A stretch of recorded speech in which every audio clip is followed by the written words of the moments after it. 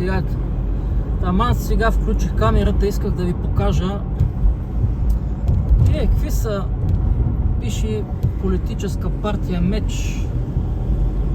Сега ще ви приближа да видите.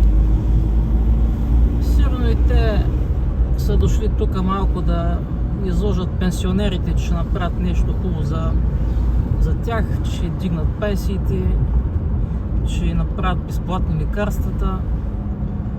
Ама всичко е лъжа и измама. Според мен нищо няма да се промени на тези избори.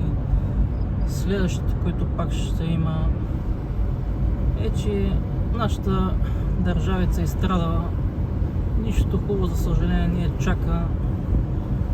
Те са дошли тук, сега ще направят някаква агитация и ще изложат пенсионерите. Меч. Сигурно те ще се бият, защото са се кръстили партията Меч.